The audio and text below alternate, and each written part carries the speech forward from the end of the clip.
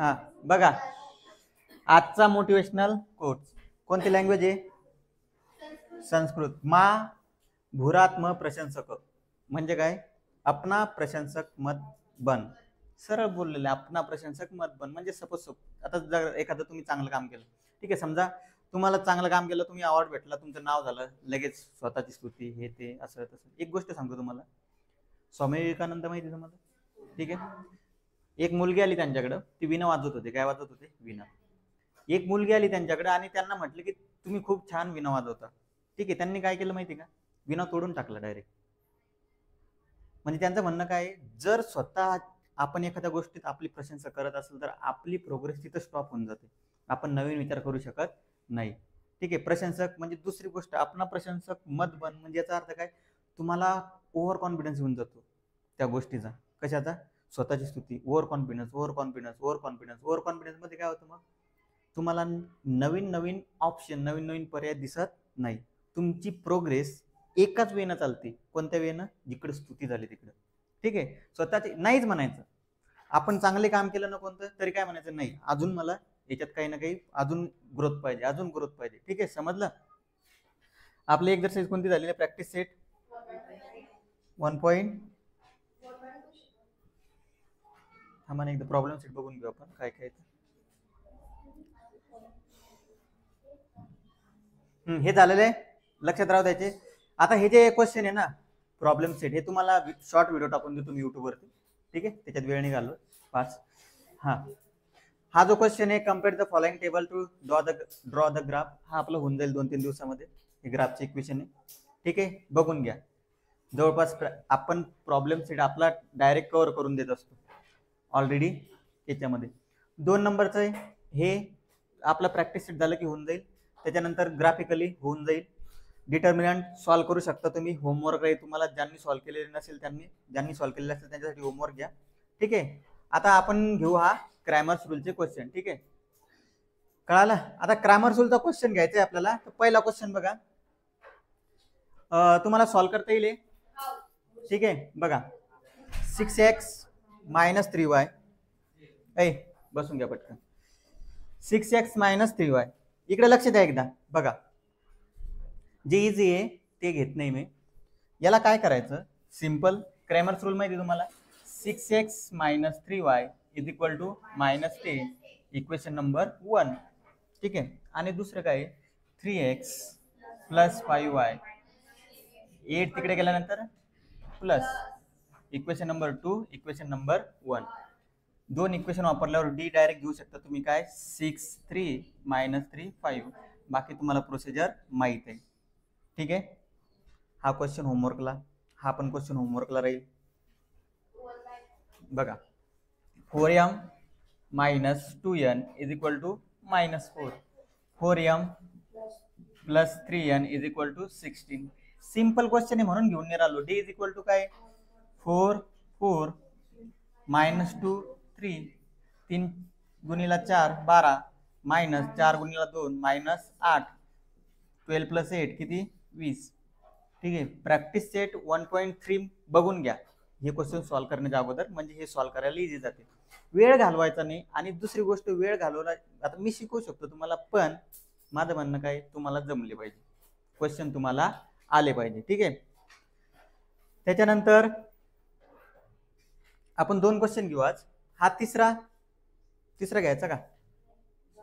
तिसरा घेऊ, बरं तरी तिसरा घेऊन टाकू. बघा, 3rd नंबरचा क्वेश्चन. हेअर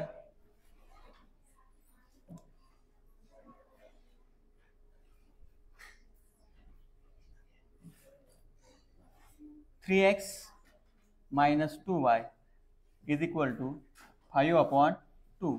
मग याला कितीने मल्टिप्लाय करसाल तुम्ही? Multiply equation by 2, equation by multiply equation by 2, कारण त्याला नंबर दिलेला नाही अजून. आपण काय होईल मग? 6x - 10y, आणि याला 2 ने मल्टिप्लाय केल्यानंतर 2 निघून जातील. याला द्या इक्वेशन नंबर 1 आता. आणि दुसरी इक्वेशन कोणतं? हा, एक मिनिट. 4y येतील. किती येतील? 4y होत असतं कधी कधी. 2 न मल्टिप्लाय केलं 6, 2 न मल्टिप्लाय केलं 4, 2 न मल्टिप्लाय केलं 2 2 कॅन्सल. 2 नंबरचं इक्वेशन काय परत 9 1/3x plus 3y is equal to -4/3. याला किती मल्टिप्लाय करसाल? Multiply equation by 3.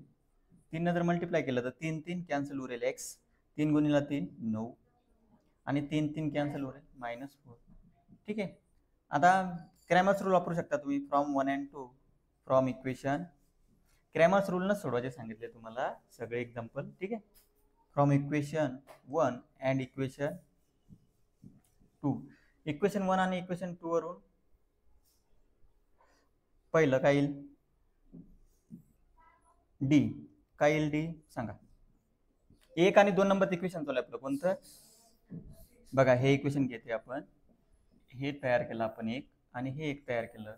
याच्यासाठी आपल्याला इक्वेशन कोणतं घेणं आहे बघा, व्हॅल्यू कोणतं घेणं आहे? 6 1, त्याच्यानंतर -4 9. डिटेलमध्ये झालेलं आहे आपलं, तो व्हिडिओ बघून घ्यायचा 1.3चा. dx काय होईल? dx घेताना बघून घ्या, x ची लाईन सोडून आपण काय घेतो राईट हँड साईड 5 आणि -4 हे बाकी ॲज इट इज. आणि dy साठी काय घेणार? x ची line as it is, y ची लाईन सोडून द्या आणि 5 आणि -4 5 आणि -4. चला कला सॉल्व करा सगळेजण, बघू दे मला आन्सर येते का. सिंपल आहे क्वेश्चन बघा.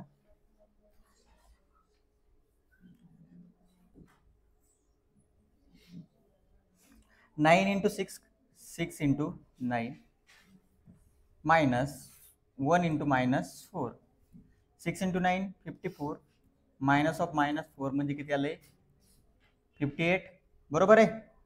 सेकंड 9 बघा 9 इंटू 5 किंवा 5 into 9 5 into 9 minus -4 into -4 check करून घ्या आपलं 45 माइनस माइनस माइनस होतील प्लस 16 45 मधून 16 गेले 29. ठीक आहे. याला 1 नंबर देऊ शकतो रोमन मध्ये, याला 2 नंबर द्या. 6 इंटू -4 ठीक आहे माइनस 1 इंटू 5 5 इंटू 1 चालेल काही पण -24 -5 -29. ठीक आहे.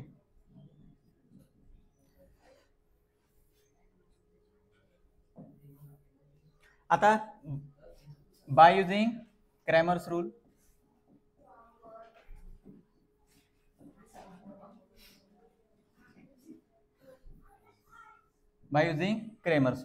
क्रॅमर्स रूल यूज केल्यामुळे काय होईल बघा, x is equal to dx upon D. Simple ठेवा प्रॉब्लेमला, एकदम सिंपल वेनं जायचं. dx ची व्हॅल्यू 29, डी ची किती आलेली आहे 50. आता तुम्हाला कळायला पाहिजे याची दुप्पट आहे, सरळ सरळ काय आहे दुप्पट 1/2.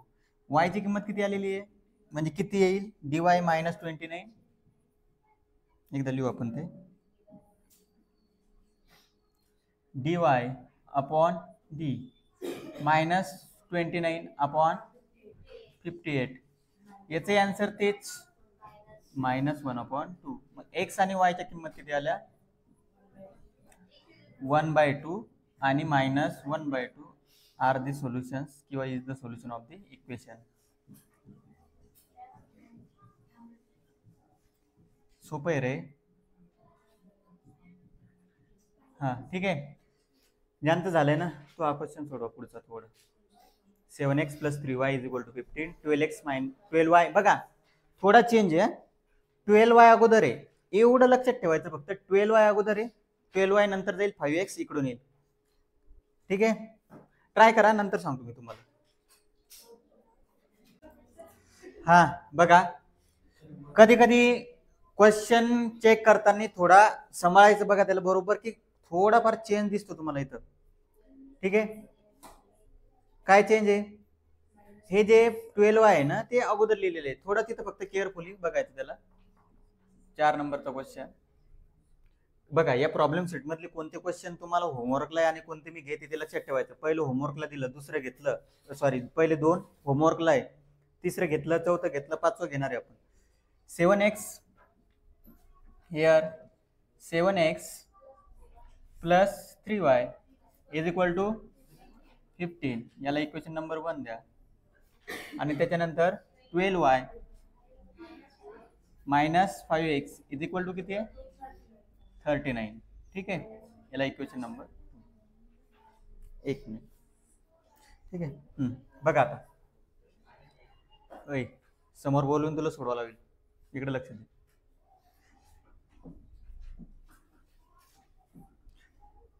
याला हा जो 12 आहे त्याला y ची टर्म आहे ना इकडून घ्या, -5x sign as it is, त्याचं साइन ज्याचं साइन ते ॲज इट इज सोबत राहील, plus 12y is equal to 39. ठीक आहे, काही नाही, कॅल्क्युलेशन थोडे जास्त आहे याच्यामध्ये, म्हणजे 39 ने मल्टिप्लाय करावं लागेल, बाकी काही नाही. नाऊ आपण डी घेतो सुरुवातीला. कोण घेतो? डी.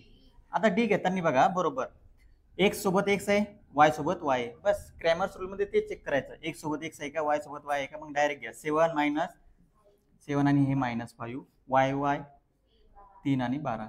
ठीक आहे, त्याच्यानंतर dx, dx काय आहे, एक्स ची टर्म बघा, ही एक्स ची टर्म काढून आपण राईट हँड साइड घेतो, 15 आणि 39. आणि dy मध्ये 7 मायनस 12 39 15, सॉरी 15 39. आता मल्टिप्लिकेशन करायचं याला, 7 × 12 मायनस -5 × 3, 12 गुणिला 7 84,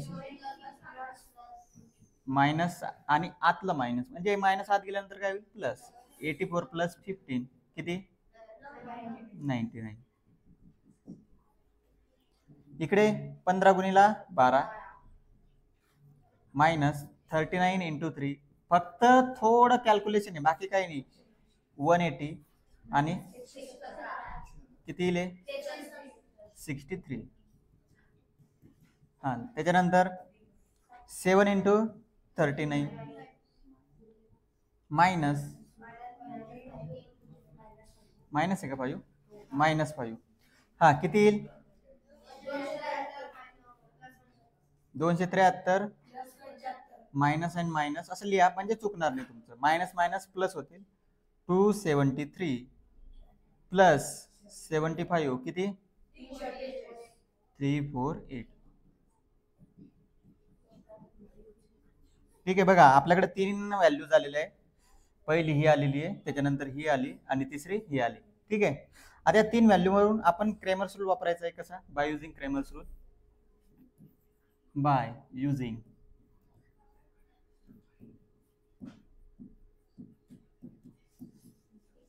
स्पेलिंग बरोबर टाकून द्या. By using Cramer's rule, x dx upon D, dx 63/99. त्याच्यानंतर y, y काय dy अपॉन डी किती. बघा तुम्हाला मी एक गोष्ट सांगतो, समसंख्या असेल तर 4 ने भाग द्यायचा. किती भाग द्यायचा 4 ने. 4 ने नसेल जात 2 ने. एक विषम संख्या असेल तर 3 ने भाग जातो का नाही चेक करायचं. किती ना 3 ने. आता विषम संख्या याच्यात 3 ने भाग द्या, इथे येईल 21, इथे येईल 33. 3 ने भाग दिला तर 21, 3 ने भाग दिला तर 33. परत 3 ने भाग जातो का बघा, 3 7 21, 3 11, म्हणजे आन्सर आलं फायनल 7/11. यालाही 3 ने भाग द्या, जाणार 100% भाग जाणार. खाली कितीचा जातो 33. कितीचा जातो 116/33. आता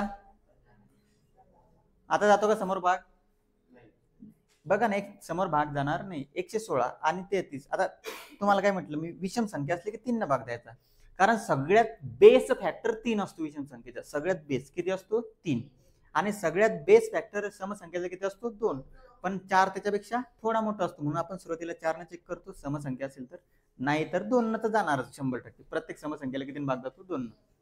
विषम संख्या असेल तर बेस फॅक्टर किती असतो त्याचा 3, पण 3 ने चेक केलं आपण, 3 11चा भाग जातो, पण समोर जाणार का नाही. मग दुसरी मेथड चेक करायची, ह्या दोन्ही संख्या कोणत्या पाड्यात आहे का एखादी, दोन्ही पण. आता 100% ही संख्या 150 पेक्षा लहान आहे, 116, बरोबर आहे, बरोबर आहे ना, किंवा 200 पेक्षा लहान आहे, म्हणजे 20 पर्यंतच्या पाड्यात असल्या पाहिजे. आहे का कोणत्या? नाही. 33 कोणत्या पाड्यात आहे मला सांगा बरं. 11. 11च्या पाड्यात 33 आहे. परत 33 आहे का कोणत्या पाड्यामध्ये? नाही. म्हणजे याचा अर्थ हे फायनल आन्सर आहे. एक्स अँड वाय हा एक्झामला येणारा क्वेश्चन आहे. का माहिती का, हे एक्झामिनरला थोडं चेंज असलं ना, या गोष्टीमुळे हा क्वेश्चन एक्झामसाठी इम्पॉर्टंट आहे. फक्त या गोष्टीमुळे. काय? वाय अगोदर आहे, एक्स नंतर आहे. याला स्टार करू शकता या क्वेश्चनला तुम्ही. ठीक आहे. 7/11 आणि 116/33. 333 कोणाचा नंबर आहे रे? 383. क्रिकेट बघता ना, कोणाचा आहे मग? क्रिस गेल ऐकलेलं आहे का? Are the solution of the equation.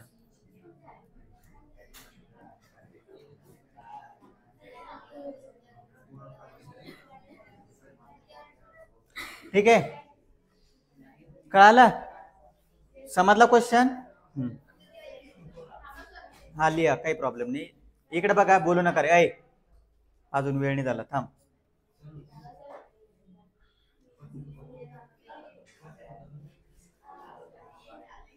हा बघून घ्या एकदा. हे जे क्वेश्चन आहे तुम्हाला, हे एमसीक्यू म्हणतात त्याला, मल्टिपल चॉईस क्वेश्चन. म्हणजे ज्याच्यामध्ये ऑप्शन असतात 1 2 3 4 5. याचा तुम्हाला मी शॉर्ट व्हिडिओ बनवून युट्यूबवर टाकून देईल. ठीक आहे. त्याच्यानंतर हा जो 2 नंबरचा क्वेश्चन आहे ग्राफिकल मध्ये कव्हर होऊन जाईल. हे 3 नंबरचा क्वेश्चन ग्राफिकल मध्ये कव्हर होऊन जाईल. कव्हर होऊन जाईल इन द सेन्स पूर्णच्या पूर्ण नाही घेणार मी, तुम्हाला सांगेल मी. बाकीचे तुम्हाला सॉल्व्ह करावं लागतील. डिटर्मिनंट सॉल्व्ह केलेलाच आहे, सोपं आहे. हे सोडू शकता तुम्ही. 7 चौक 28, 3 2 6, सोपं आहे. क्रॅमर्स रूलचे 2 घेतले. किती घेतले? 2 होमवर्क. आणि मेस्ट बघा, नेक्स्ट क्वेश्चन. हा जो आहे 5 नंबरचा, हा मोस्ट इम्पॉर्टंट क्वेश्चन आहे. ठीक आहे, हा घेऊ आपण उद्या. ठीक आहे.